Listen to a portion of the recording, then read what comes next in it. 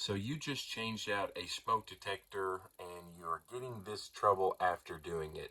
You have set the address on the back to the correct address. You've double checked, triple checked, and it is a smoke detector, but for some reason it will not clear the trouble. Well, part of your problem might be this word right here, ion. In this video, I'm going to teach you how to change a photoelectric smoke detector that was previously an ion photo detector. So the first thing we're going to do is, if you see, it says trouble, smoke, ion. More than likely what you have done is replaced it with the new photoelectric detector. If you look at the back of your detector, you should see the word photoelectric. So what I have here is a FireLite SD365CO, which is not the replacement that you will be needing for this, but for the demonstration, on the back, if you look at photo, you will see it says Photoelectric, indicating that this is a photoelectric smoke. Your replacement would be an SD355 or an SD365 IV or SD365, depending on what protocol you're using.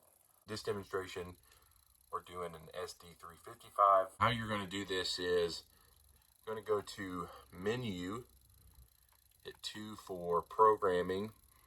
You will want to put in your your master passcode, which will be all zeros. This will allow you to program the detector. Then we're going to go to point program, and then this is a detector, so we're going to hit 1 for detector. Then now we want to hit 3 for edit. Once we do that, we will hit this is our 3-digit address. In this case, it is address 2.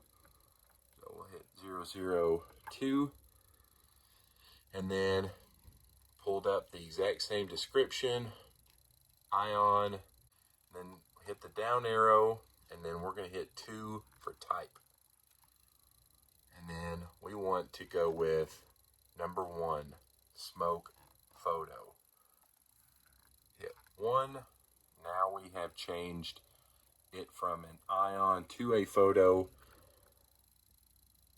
And want to hit the back button